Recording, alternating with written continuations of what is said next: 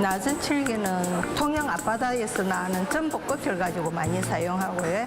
뉴질랜드 패라고 약간 전복 껍질인데 또 잘라요. 그러니까 여러 나라에서 들어오는 게 있는데 그거 가지고 낮은 모양을 내는 거예요. 진주패예요. 이거 조개 종류고 우리나라에서는 나지 않는 거예요. 진주패를 가공을 하면은 이렇게 패가 나와요. 이 패가 나오면은 이는 문양을 만들 수가 있는 거예요. 이거는 지금 우리나라에서 나는 전복 껍질 가지고 만든 건데 떡자개라고도 하고 판자개라고 해요. 이걸 잘라가 만든 게 주름지 이런 식으로 만드는 거예요.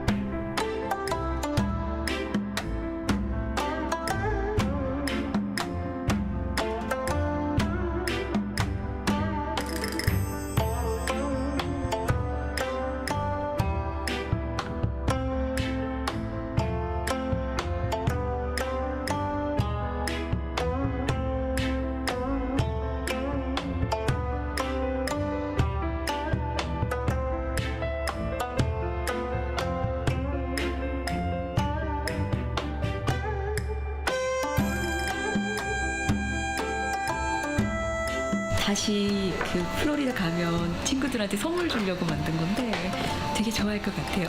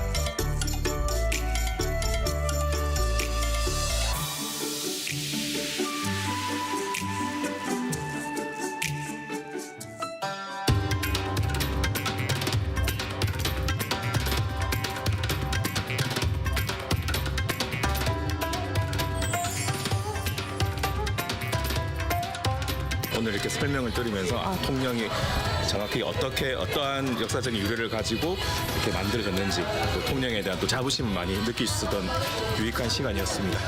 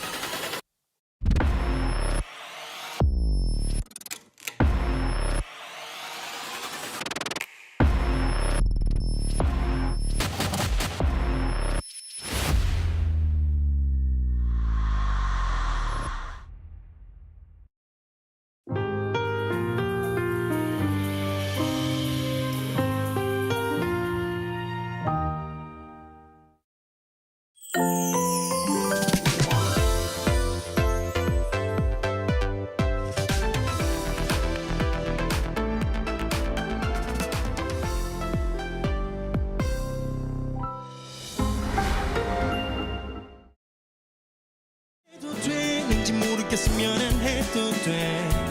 뜨거운 태양 아래 굳게 뻗은 내 머린 어느새 curly해 curly해 curly해.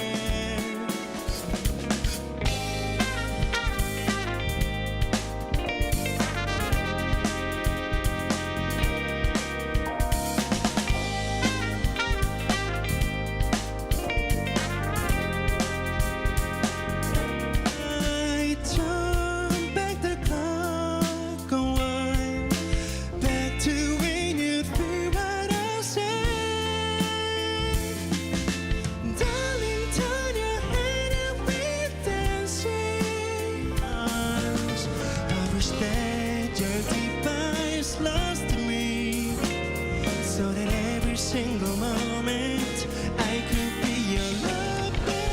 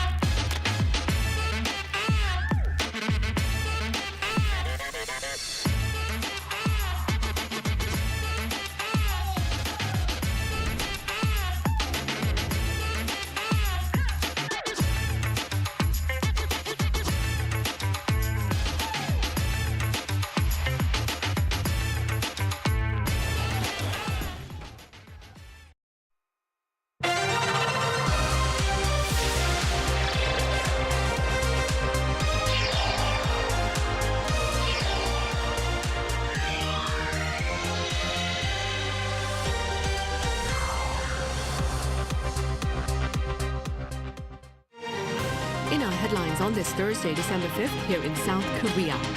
Opposition lawmakers have submitted a motion to impeach President Yoon Suk-yeol over the stunning but short-lived imposition of martial law. And Korea's ambassador to Saudi Arabia and also a retired four-star general Choi Byung-hyuk has been tapped to lead the country's defense ministry. Meanwhile, the economy rebounded 0.1% on quarter during the July to September period, but it fell short of the BOK's earlier expectations. We start at the National Assembly, where formal proceedings seeking a presidential impeachment have been put into motion, with a parliamentary vote on the matter to take place within this week. Our correspondent Shin Ha-young has the latest. A motion to impeach President Yoon Suk-yeol over his short-lived martial law declaration, proposed by the 6 opposition parties, including the Democratic Party, was reported to the National Assembly during Thursday's plenary session, with the ruling People Power Party not in attendance. The impeachment motion against President Yoon accuses him of disrupting constitutional order by suspending the National Assembly's functions and violating political freedoms by banning party activities. This marks the 3rd impeachment motion against the sitting president in South Korea's constitutional history. Under the National Assembly Act, the motion must be reported in the first plenary session after its proposal, and the vote must take place between 24 and 72 hours after that. A vote on the motion can take place as early as 12:49 a.m. on Friday. According to the National Assembly Act, to pass, the motion needs the support of 2/3 of the National Assembly or 200 votes. With the opposition holding 192 seats, at least 8 PPP members would need to support it for it to move to the Constitutional Court. If it passes, President Yoon will be suspended from his duties immediately. 신하영, Arirang News. Speaking of duty suspension, the opposition-led parliament on this Thursday voted in favor of the impeachments of 4 officials, including the head of the National Audit Organization. Our correspondent Lee Si-hoo reports.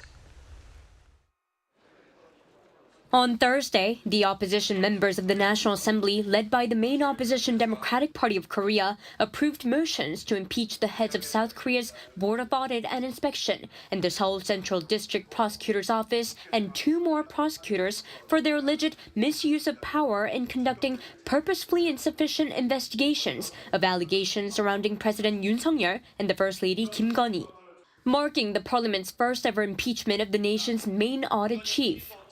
All those accused, the Board of Audit Chief Choi Jae-hae, SCDPO Chief Lee Chang-soo, and Seoul's prosecutors Cho Sang-won and Choi Jae-hoon, are immediately suspended from duties. Of the 192 lawmakers present for the vote, an overwhelming majority voted in favor of the dismissal of all respective officials. The most approvals at 188 for the audit chief Choi, who took charge of inspecting President Yoon's unprecedented office relocation from the previous Cheongwade, or the Blue House, to a new location in Yongsan-gu district in central Seoul. The others investigated First Lady Kim's stock price manipulation allegations, which concluded with no indictment. The ruling People Power Party opted out of voting and held a protest rally instead, calling the motion a shameless move by the DP to disturb government affairs. Following the impeachment, a strong and immediate backlash from the prosecution. The SCDPO released a statement and said there are no constitutional grounds to do so. It said the prosecutors carried out their investigations based on the law and evidence, and that this wrong example of impeachment will disturb their operations, which serve the people. The Supreme Prosecutor's Office, too, has previously denounced such a push for impeachment, saying that the National Assembly should not abuse its power for political purposes. Now, it is up to the Constitutional Court of Korea to review the motion and make the final decision on whether to dismiss or return the 4 officials to duty. The key will be whether the audit body and the prosecution's investigations were unlawful. The process is expected to take months. Lee Si-hoo, Arirang News. Meanwhile, at a parliamentary hearing earlier on this Thursday, Vice Defense Minister Kim Sun-ho fielded some tough questions from lawmakers about the deployment of armed soldiers to the National Assembly upon the President's declaration of martial law. Our correspondent Kim Bo-kyung has more. Former Defense Minister Kim Yong-hyun ordered troops to enter the National Assembly, said Vice Defense Minister Kim Sun-ho on Thursday. This remark was made in response to a lawmaker's question during a plenary session that was urgently held on the turmoil triggered by President Yoon Suk-yeol's aborted declaration of martial law late Tuesday. While saying he feels devastated and sad for not having been able to prevent a series of events from happening in advance, the Vice Defense Minister added that he did not agree with the declaration of martial law, nor when mobilizing the military. I fundamentally opposed the mobilization of military forces for martial law and expressed a negative opinion about it. When asked who wrote the martial law decree, he said it was not from the defense ministry. I cannot confirm who drafted it, but one thing I can say is that, based on what I've verified so far, it was not drafted by the Defense Ministry. Army Chief of Staff General Park Han-soo, who was named the martial law commander, was also present, and he said he learned about the declaration after seeing President Yoon's televised announcement and the fact that he was named martial law commander during a meeting of key military commanders. After the commanders' meeting at the Joint Chiefs of Staff Command Center, the defense minister told me that I was a martial law commander. That is when I knew. I was indeed unaware of the details, such as the process and the movement of the troops. Regarding the martial law decree, General Park said he had suggested a legal review of it before announcing it to the public. But the former defense chief reportedly told him that it had already been done. President Yoon named a new defense minister on Thursday morning after accepting the resignation of the outgoing Kim, who claimed responsibility for the martial law declaration. Former ambassador to Saudi Arabia, Choi Byung-hyuk, who the presidential office called the right candidate based on his extensive experience and expertise in defense, was chosen to head the ministry. Choi reportedly is also said to have the conviction to speak frankly to his superiors, compared to his predecessor, Kim, who was reportedly a yes man who would not question the president's instructions, being the president's high school junior. Kim Bo-kyung, Arirang News. And while the presidential office has yet to address the local media about the dramatic events that unfolded during late Tuesday night and early Wednesday morning, the top office did share its stance with the foreign media. Our An Sung-jin covers that stance. President Yoon Suk-yeol and the presidential office haven't yet released an official statement following the declaration and ending of the martial law decree. However, the South Korean presidential office has claimed through foreign media outlets that the president's declaration of martial law did not violate the Constitution. A spokesperson for President Yoon Suk-yeol's office told Reuters that the martial law decree was done in accordance with the Constitution and was necessary to protect democracy. The statement seems to come as foreign media pressed for an explanation regarding the president's abrupt attempt to declare martial law. The presidential office further explained that the decision comes as an inevitable response following the opposition party's attempt for impeachment of head figures, including the heads of the Board of Audit and Inspection and the Seoul Central District Prosecutor's Office, and its unilateral handling of budget regulations as mentioned during President Yoon's speech as he declared martial law. The explanation to the foreign press also reportedly mentioned that the declaration of martial law came late at night on Tuesday to minimize any effect on the economy and lives of ordinary citizens, and that martial law troops were deployed to the National Assembly an hour after the speech. An Sung-jin, Arirang News. Meanwhile, U.S. officials within the State Department and the White House are questioning the wisdom of the Yoon administration's earlier declaration of martial law, while reaffirming that they had been left in the dark. Our foreign affairs correspondent Pyongyang reports. Following this week's declaration of martial law, a senior U.S. official has issued a rare criticism of a South Korean leader. U.S. Deputy Secretary of State Kurt Campbell said President Yoon Suk-yeol, quote, badly misjudged his decision to declare martial law. He also said the move had been seen as deeply problematic and illegitimate when asked to comment on the situation in South Korea at an event organized by the Aspen Strategy Forum on Wednesday. White House National Security Advisor Jake Sullivan also addressed the matter, saying that Washington will continue to speak out publicly to strengthen the importance of South Korea's democracy. He also told a Washington think tank that the United States learned about it on television the same way the rest of the world did, implying that the country was caught unaware by its key ally. U.S. Secretary of State Antony Blinken said Washington will continue to look to South Korea to set an example as one of the world's most powerful stories about democratic resilience while speaking at a press meeting in Brussels on Wednesday. But again, I think Korea is one of the most powerful stories in the world about the emergence of democracy and democratic resilience. And we'll continue to look to Korea to set that example. When asked about the criticism from the U.S., South Korea's foreign ministry simply said it's currently engaging in communication at all levels with the American government. The ministry added that it has sent letters to all embassies in Seoul, requesting them not to raise their travel warnings for South Korea. A foreign ministry spokesperson said the letters included the information that martial law has been lifted in accordance with democratic procedures, and that public safety and order were being maintained.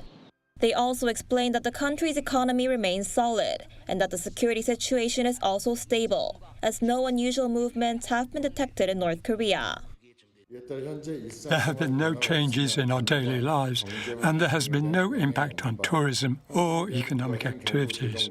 So we have asked the embassies to report to their home countries that actions, such as making adjustments to travel advisories for South Korea, do not need to be taken.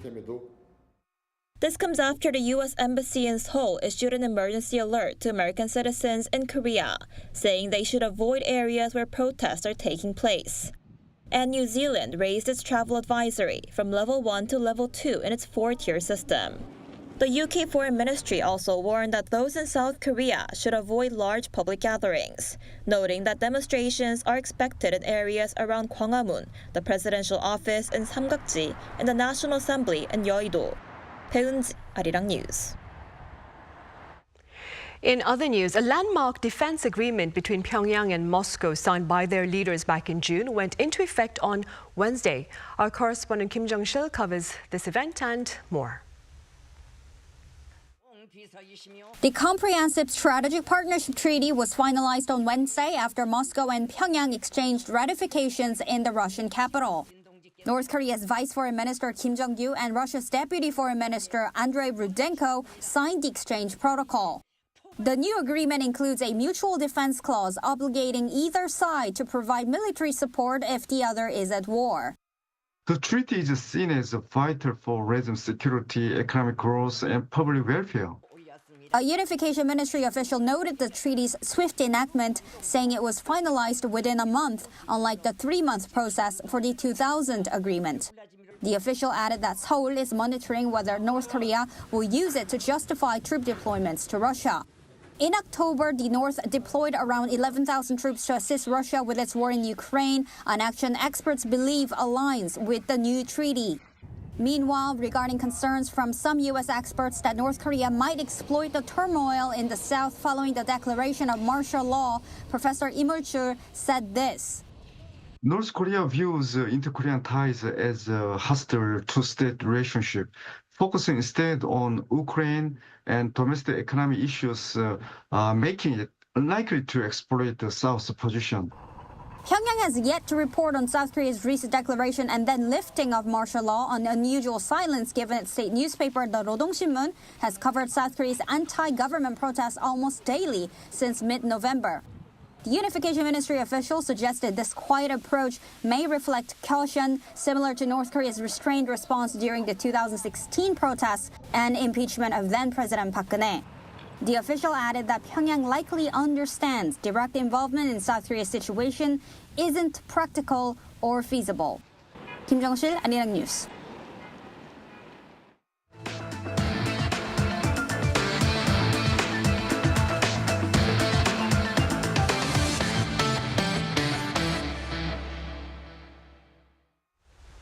Korea's economy marked an on-quarter rebound in the third quarter of this year, but the expansion fell short of the central bank's expectations. Our correspondent Moon Hae-ryun has the latest numbers. South Korea's economic growth in the third quarter of the year fell short of earlier forecasts on the back of weaker exports.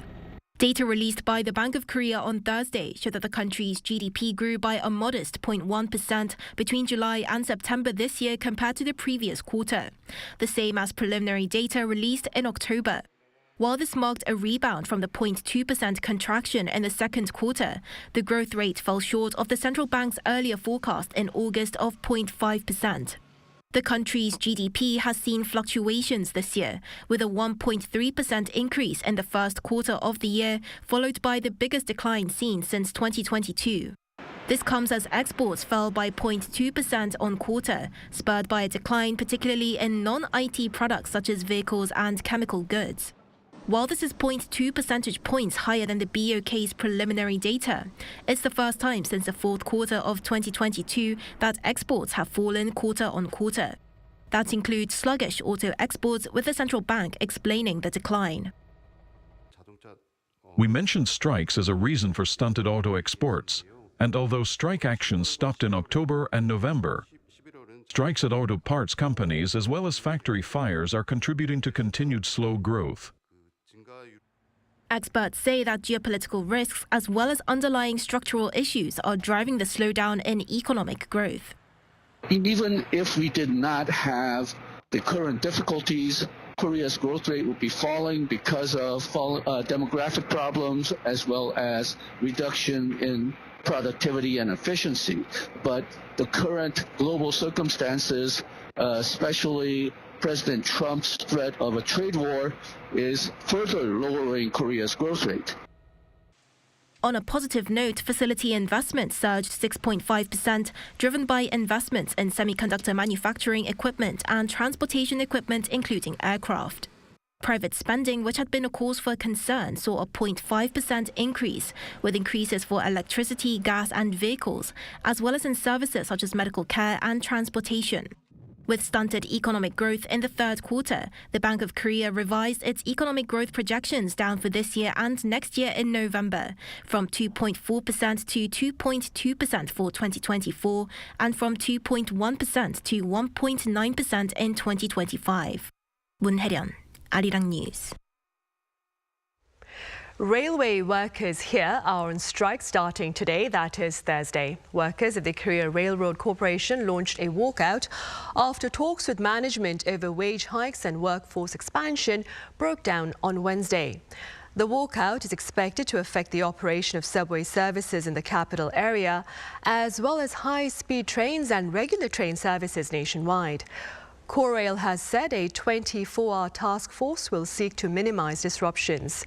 Most passenger trains are expected to run as scheduled, but cargo trains are likely to bear the brunt of the strike, with only some 20% of these trains expected to run.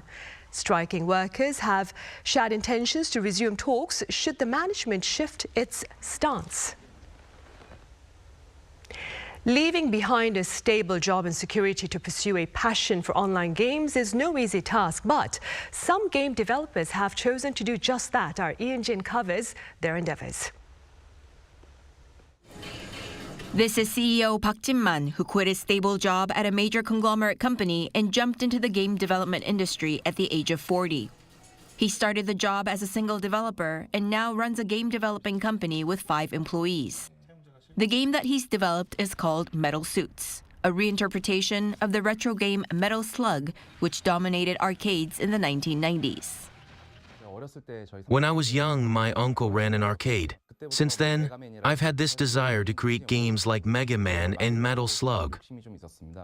In this 2D pixel art game, there are 13 different suits, each with distinct characteristics, and the suits allow for a variety of battles. The game is about to be launched, but I'm still scared. I dream of this going beyond just the Metal Suits game to be turned into a movie or animation. The game The Relic has an immersive storyline, and its dark fantasy atmosphere is its strength. The developer, game company founder Park In-hyuk, was a computer graphics artist in Hollywood. He says the reason he left a stable career was because he fell in love with the appeal of communion in games. I challenged myself because I thought I could convey the feeling and emotions that only videos could convey through a game. This game first catches the eye with its colorful graphics. Then the fun comes from targeting 80 types of bosses with dynamic movements. In one word, I would define indie games as a challenge. My goal is to make a company that enjoys the games we develop. New indie games are being developed by people with creative ideas and enough passion to leave stable jobs. Receiving great praise for its feature during the Busan G-Star Game exhibition this year, these games will be ready to meet gamers next year. Ian Jin, Arirang News.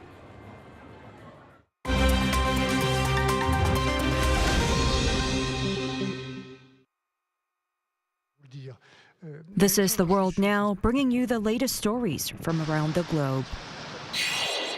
In France, following a vote of no confidence by opposition lawmakers in the National Assembly, Prime Minister Michel Barnier was ousted on Wednesday. This is the first time since 1962 that a French government has been toppled in this manner. The motion of no confidence, backed by a combination of right-wing and left-wing lawmakers, passed with 331 votes, surpassing the required 289. This comes less than 3 months since Barnier, the European Union's former Brexit negotiator, was appointed the position. The vote was prompted by opposition to Barnier's proposed 2025 budget, which aimed to implement 60 billion euros in tax increases and spending cuts to address France's deficit, projected to reach 6% of GDP this year. President Emmanuel Macron now faces the challenge of appointing a new prime minister to manage the deeply divided parliament and address the massive budget deficit. In Syria, the United Nations say that renewed hostilities have displaced approximately 115,000 people in just 1 week. UN Deputy Regional Humanitarian Coordinator for the Syria crisis, David Carden, emphasized the devastating impact on civilians during a visit to an internal displacement camp on Wednesday. The conflict has resulted in at least 70 deaths, including 27 children, and injuries to 338 people. Critical infrastructure has also suffered extensive damage, with 43 health facilities and 24 schools affected. Speaking from Al-Dana, Syria, Carden highlighted the airstrikes and shelling in Idlib city as a major cause of the displacement. Rebel forces, including the extremist HTS group and the Turkish-backed Syrian National Army, have launched significant offensives against Syrian government troops, retaking territory in Idlib province. While aid efforts are underway, the humanitarian crisis continues to worsen as the conflict intensifies. On Wednesday, U.S. stock markets reached record highs following comments from Federal Reserve Chair Jerome Powell. The Dow Jones Industrial Average surpassed 45,000 points, closing at 45,014.44, a 0.69% increase. The S&P 500 rose 0.6% to 6,086.47, and the Nasdaq Composite climbed 1.3% to 19,735.12. At the New York Times Dealbook Summit on Wednesday local time, Powell noted that the U.S. economy is in remarkably good shape, suggesting the Fed can afford to be a little more cautious in its approach to interest rate cuts. This bolstered investor confidence, leading to significant gains in technology stocks. In particular, Salesforce shares jumped 11% after exceeding revenue expectations and raising its annual forecast, contributing to the tech sector's rally. In Paris, preparations are underway for the grand reopening of Notre-Dame Cathedral on Saturday, December 7th. The event marks 5 years since a devastating fire destroyed the cathedral's spire and much of the roof structure. Security measures have been tightened, with a perimeter around the cathedral and road closures near the Seine. The restrictions have forced small businesses around the area, such as booksellers and Christmas market vendors, to shut down temporarily. However, the reopening is being widely celebrated, and the ceremony will kick off with heads of state and celebrities attending to honor those who helped restore the monument. Choi Ji-hee, Arirang News.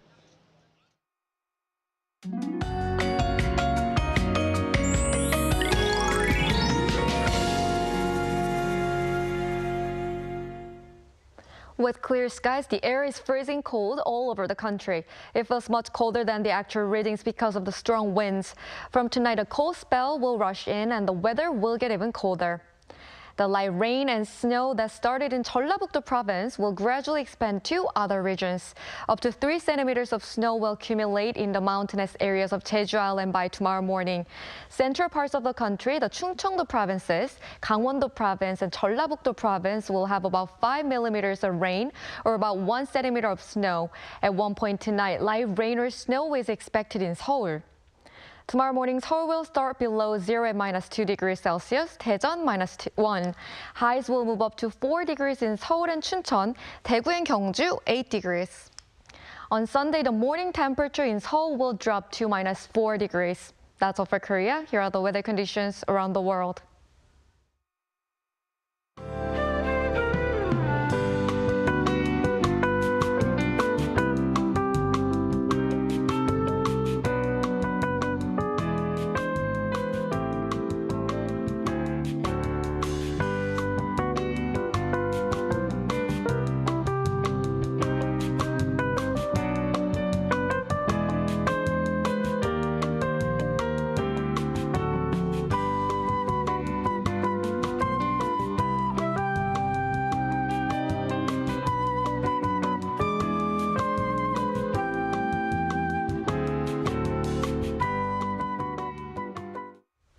Those are the headlines at this hour. Thank you for watching.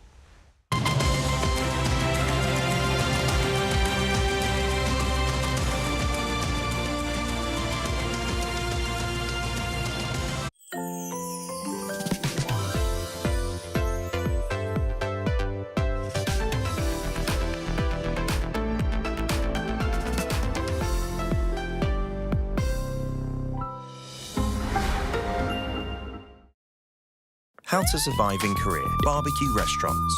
Step 1. Taking care of your clothes. Put your jacket in the plastic bag. Seal it tight. If the stool flips open, store your clothes inside.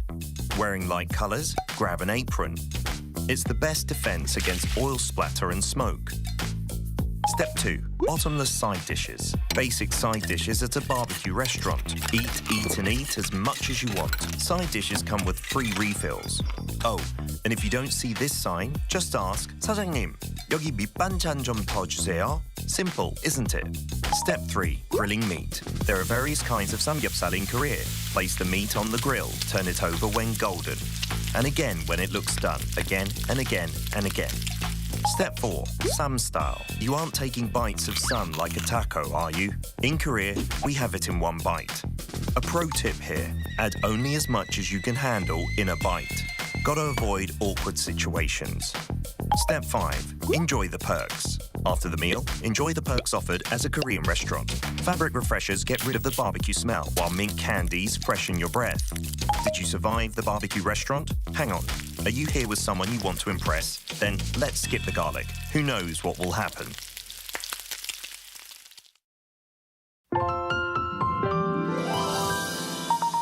Heaven is another man's house. Small town living is another way out. So tell me, darling, can you remember that feeling? The feeling keeping us from going to war. I can't keep myself from getting much higher. So baby, let's go back now to live south at me.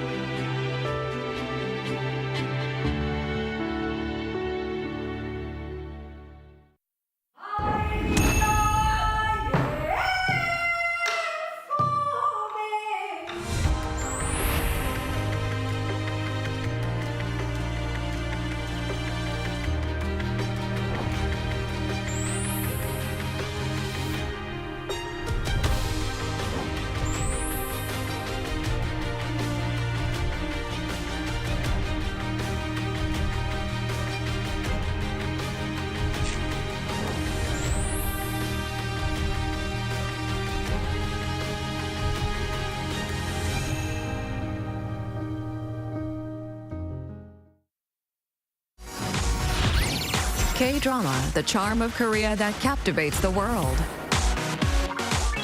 Love like a K-drama.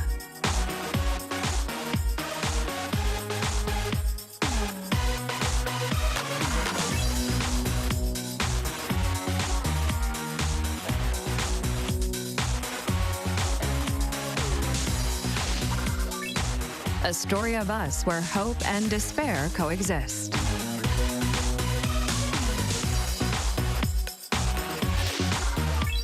Fun and refreshingly satisfying.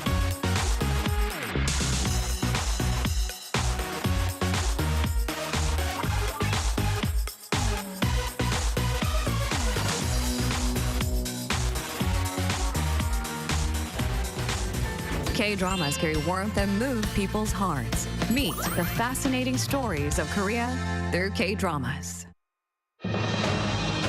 Opposition lawmakers here have put in motion their intentions to impeach President Yoon Suk-yeol. And on Press Perspective today, we delve into the growing political fallout of Korea's shortest martial law.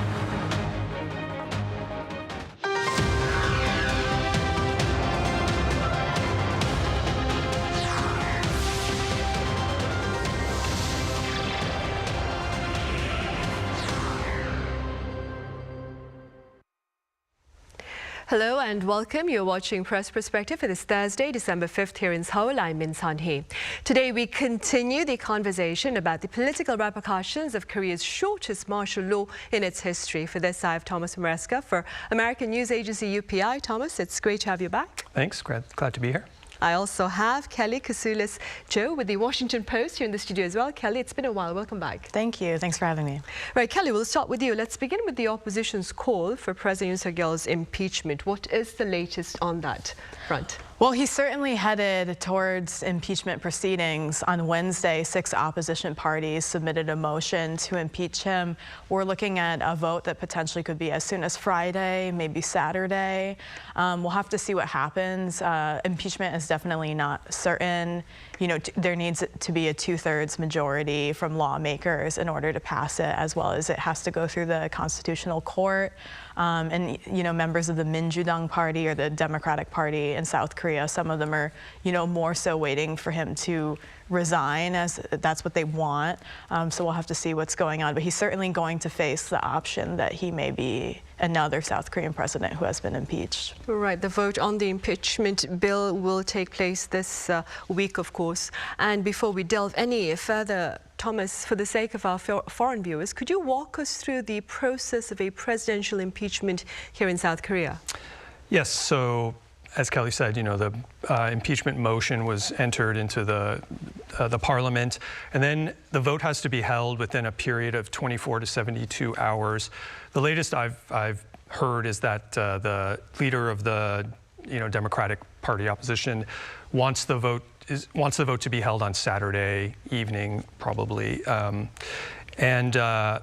so for that vote, there needs to be a 2/3 margin for the impeachment to be passed or proceed. And so that would be 200 out of the 300 seats in the National Assembly, of which 192 are controlled by the Democratic Party and the other opposition parties. So we're really looking at an 8-vote swing from the president's People Power Party if the impeachment is going to go through. If it does go through, then Yoon would be immediately relieved of his duties. The Prime Minister, Han Duck-soo, would step in as acting president, and then the Constitutional Court would need to take up the case within 6 months. I don't know if that's a law or just the sort of custom of it, but and then it would make a ruling on whether Yoon is guilty of the crimes that he's being, been accused of or charged from the impeachment, and whether those are serious enough to warrant the impeachment. So that needs 6 of 9 justices to pass that vote. And right now, actually, on the Constitutional Court, there are 3 vacancies, so there are only 6 justices. So I think it's unclear whether they would want to bring some more on to pass that vote. I don't think that's known. So, and then if he is removed by the court, then an election would be held. That would have to be within 60 days. And then, so that's basically it. And if he does resign, the Prime Minister would take over as well, and then an election would have to be held in 60 days also. Right, and Kelly, this latest call for impeachment, it's not the first for South Korea, right? It's definitely not. I mean, most South Koreans remember what happened less than a decade ago with former President Park Geun-hye.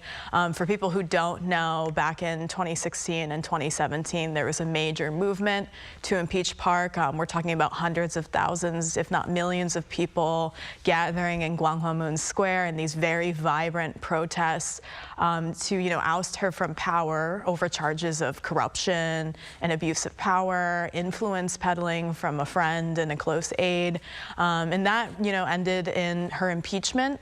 her imprisonment. She was sentenced to 24 years, although she was pardoned during the pandemic. So this is definitely something that I don't want to say South Koreans are used to it, but they're familiar with it. Young people probably remember that time. I was here in 2017. I remember reporting on the initial impeachment proceedings and the protests. It was a really interesting time of political upheaval.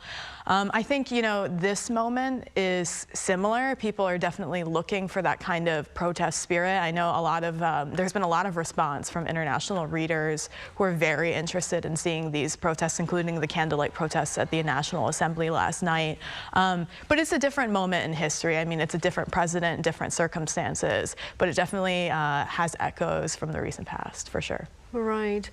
Thomas, does this latest political event here on the domestic front look to perhaps affect Korea's diplomatic endeavors? I mean, some have pointed out that this is a purely domestic issue and that it might affect Korea's image overseas, but its impact on its diplomatic agenda would be limited. What have you been hearing? Well, I mean, you could say that it happened so fast, it came and went so fast that maybe the, you know, shock waves or the repercussions are not being as strongly felt as if it had become like a full-blown constitutional crisis. But at the same time, I think it's already having pretty severe diplomatic reverberations, you know, just in terms of relationships with allies. I mean, the U.S. has come out and said that, you know, no one was made aware of the plan to you know, for this martial law decree. You know, and now the voices from the Secretary of State and Deputy Secretary of State have been, you know, fairly critical, you know, calling it badly misjudged, deeply illegitimate process. And I think, you know, it undermines the sense of trust, and I mean, especially within this relationship that had grown so much closer under Yoon and the Biden administration. I mean, at the same time, the U.S. military here, the U.S. Forces Korea, also was apparently not made aware of the deployment of South Korean troops to the National Assembly. And I mean, that, I think, shakes the foundations of this close security relationship and has definitely caused alarm. I mean, not to mention there's the sense of, you know, does that create a vulnerability, this lack of coordination where you've got North Korea next door? I mean, that's been raised as a question of how dangerous was that, or could that be again if we don't have this level of coordination? You know, we have seen some fallout already. Just the uncertainty, like Sweden's prime minister canceled a visit, a Japanese parliamentary delegation that was supposed to come canceled. The U.S. has postponed meetings of the nuclear consultative group for, you know, indefinitely. Even the new Japanese prime minister, Ishiba, seems like he's not really committing to when he's going to come for a visit. So we've seen that sort of practical fallout. And then I think just in a much more broad sense, you know, especially Yoon's, as much as his domestic agenda has been not very successful or popular, you know, his foreign policy has probably been the strongest element of his presidency, and he's really moved to position South Korea as, you know, the so-called global pivotal state, and he's really moved to sort of push a values-based diplomacy approach and stand for liberal democracy versus authoritarianism. And I think this type of move just undercuts that so much. So I think there's going to be a fallout from that as well. Right, and while there are pundits like Thomas was saying about U.S. officials who do believe that this was a poorly planned attempt to perhaps assert authority, others, Kelly, are saying that the imposing of martial law by the president and then the eventual lifting of that mandate after a parliamentary veto was in itself a demonstration of Korea's democracy. What are your thoughts? Would you say that that is the prevailing sentiment among those watching this event from the outside? You know, that's a good question. I think that's certainly one way to look at it. As someone who was there Tuesday night into Wednesday morning, it was interesting because it wasn't an eventual lift. It was like a 6-hour imposition of martial law, or as some people are calling it, a 6-hour coup. And when I got there was a lot of rage. There was a lot of anger among protesters. And by the end, people were singing and cheering. I mean, there was still, of course, anger, but that's how quickly lawmakers were able to rush the building. overturning and swat down martial law with their vote, which is, definitely a testament, I think, to the strength of South Korean democracy at this time. And certainly protesters who were there were very proud of their fellow constituents for showing up in freezing temperatures, by the way. I mean, I literally could not type on my phone my articles because my fingers were so frozen stiff. So, I mean, for people to show up on a whim, on a moment's notice, and rally like that, I really think that they deserve their kudos as well. And I did see a lot of young people who showed up that said that, this is something that they learned about in history books, and they wanted to see it for themselves. They almost couldn't believe it, and they felt like this was a pivotal moment of history, and this was their chance to do their civic duty. Those protests were, of course, not that large. I mean, it was thousands of people for sure, but given the circumstances that this was announced so late, I do think that that is kind of a testament to the spirit of the Korean protest, which is something that American audiences are certainly fascinated by. I think a lot of people don't know this, but many countries around the world have legal precedent to impose martial law. The United States is certainly one of them. And so, I mean, this isn't something that is impossible for other nations. And so the way that this was shot down quickly, I think, is pretty remarkable. All right, and Kelly, thanks to your presence there. The Washington Post was really quick in its reporting of the situation here late Tuesday night into early Wednesday morning. Thomas, Bloomberg carried a opinion piece about the martial law event being a win for China and a problem for the U.S. Would you like to expand on this thread of thought?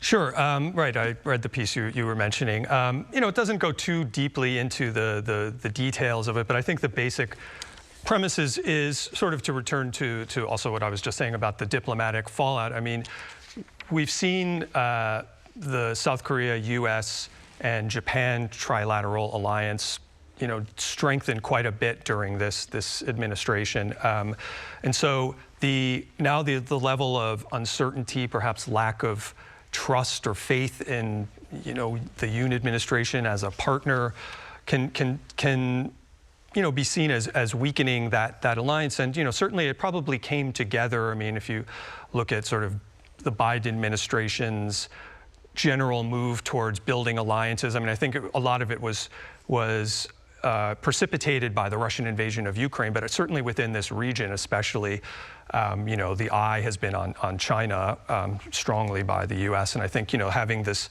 South Korea, Japan trilateral alliance, certainly part of that is to maybe act as, some form of bulwark against whatever China's ambitions might be. And so, this clearly is, as mentioned before, does raise questions of trust and reliability among the military as well as on the political front. So just in the weakening of that, that you could see that as perhaps creating a sort of a vacuum that China could step into.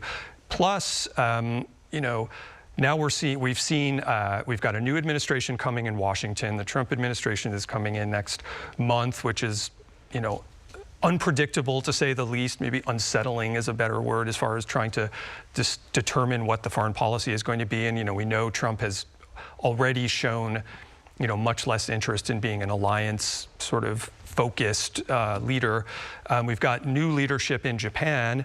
And so, as of next month, depending on what happens with Yoon, Yoon was in a position to be maybe the centerpiece of keeping this trilateral alliance strong, and now his future is in question with that, which is, can certainly be seen as a question of, the strength of that going forward.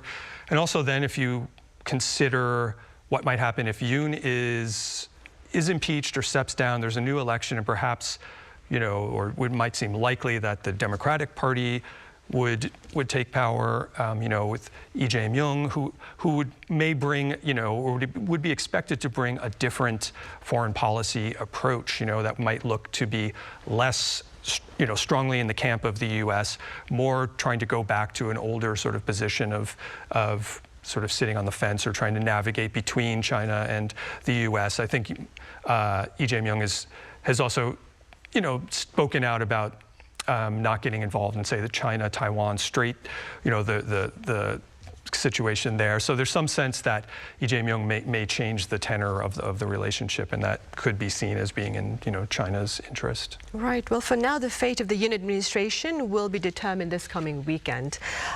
Kelly, in its coverage, in CNN's coverage, that is, of the political events here, they describe Korea as having a robust but polarized democracy. Do you agree with that?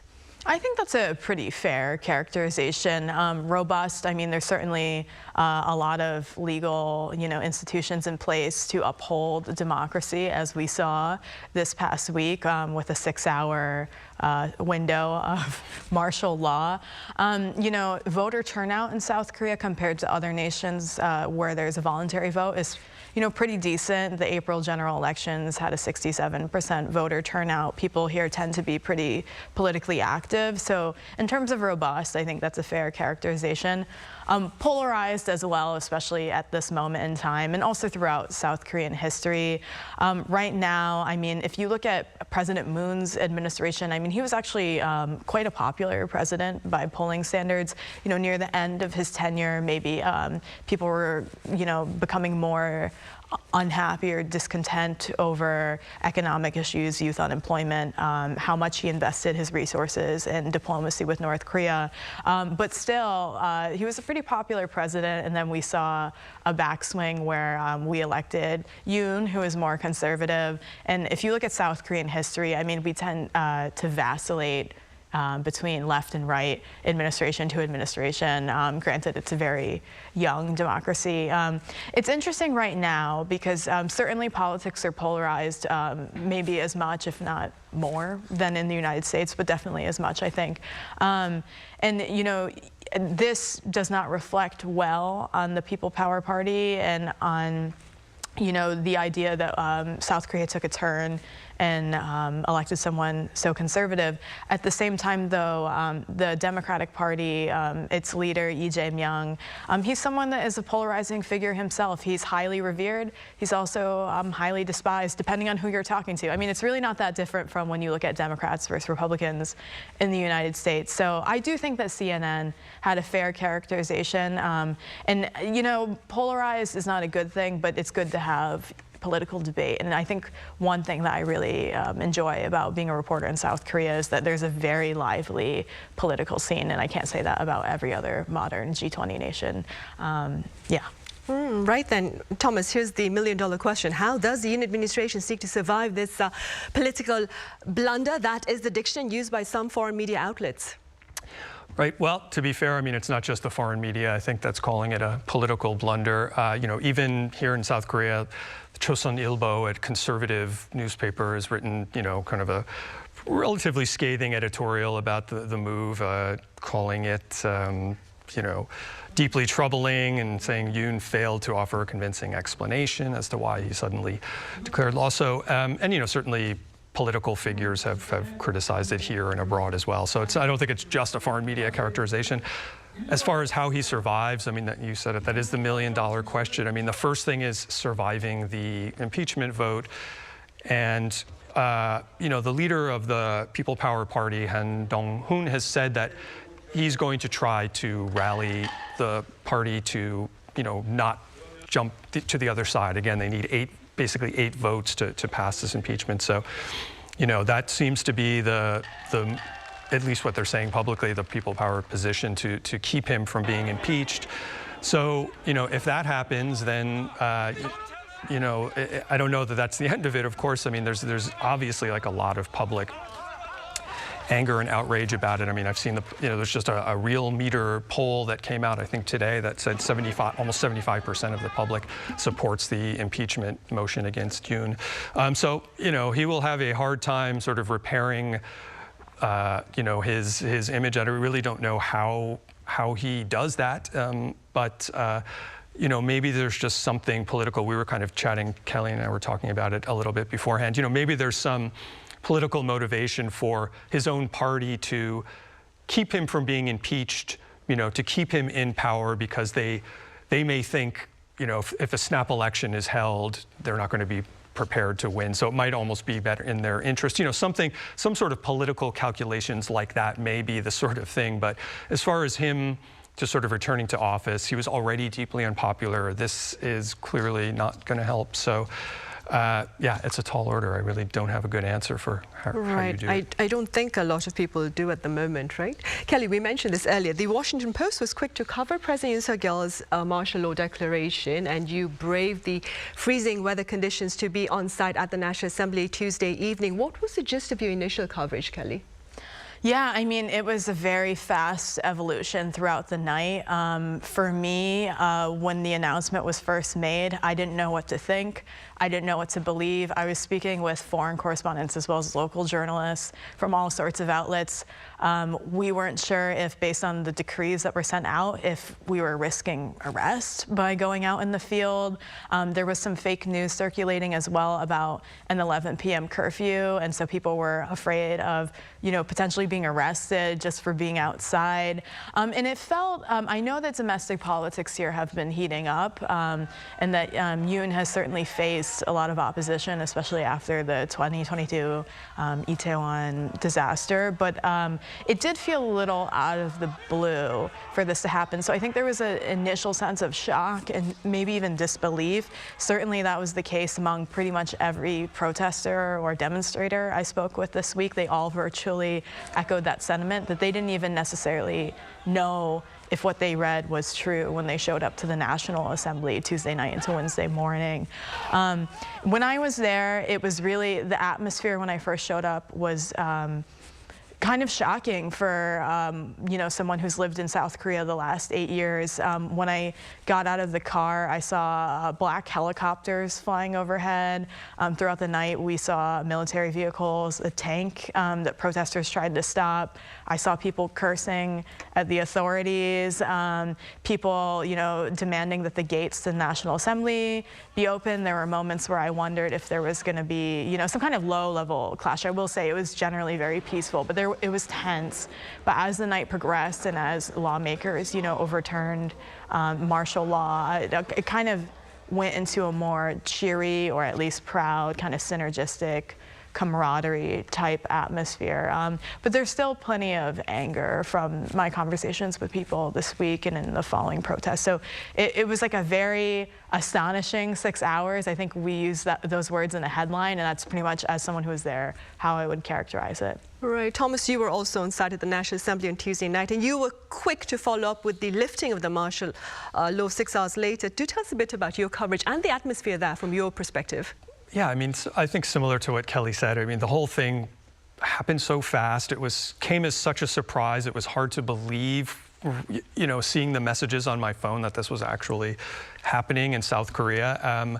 Yeah, and I didn't, there was, you know, a sense, especially first arriving, of, you know, is something going to happen? I mean, there were massive, you know, crowds were sort of massing at the gates, and there were these sort of pinch points that felt like, oh, it could be a bit volatile. But, you know, it didn't ever get to a point. I've been in places like large-scale protests in Hong Kong or somewhere in Thailand, and, you know, it never felt like, oh, the police are about to start shooting tear gas, and, you know, so there was a bit of a different attitude around that, and then things just were changing so fast. I mean, it was only a couple of hours basically between the declaration of the decree of martial law and then the vote in the parliament to overturn it. I mean, it was so quick. So, you know, there was that side of it. It just was happening so fast. But yeah, it was, you know, one thing I noticed, there were certainly young people there, but a lot of the people that were there seemed to be a bit older, middle-aged and above. And I got this feeling of, you know, maybe this is the generation that remembers in living memory, you know, being under a military dictatorship, or, you know, the last time there was martial law decreed, which was 1979 or 1980. So I think that was something where also drove the response that was it was so fast, the way people got out there. And it did seem like, you know, to speak to the sort of robustness of the democracy too, there were these, you know, the initial announcement was prohibiting you know, public protest, and people just seemed to completely ignore that, you know, and showed up. And yeah, some younger people that I talked to as well were saying like their father had told them about the past, you know, and so they felt there was this definite sense of, you know, immediate determination to respond to this, even though it was in the middle of the night, freezing cold. And then, you know, I just had the sense it was so crazy that it all happened within the course of one night. It would have been very possible to have fallen asleep and woken up and not realized this entire martial law and then an overturning had happened during the night. So just, yeah, truly one of the most, strangest, dramatic is a better word, yeah, experiences I've had covering here, yeah. Right, a 6-hour dramatic event here on the National Front Tuesday night until Wednesday morning. Well, I'm afraid that's all the time we have. Thomas, as always, thank you so much for your time and your thoughts. And Kelly, thank you so much for your insights. Thank you so much. Right, well, that brings us to the end of this edition of Press Perspective. We return same time tomorrow with a greater focus on the public response to the recent political events here in South Korea. Do join us then.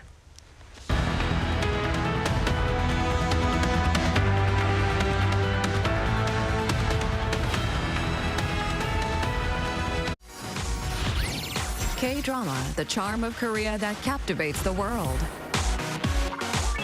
Love like a K-drama.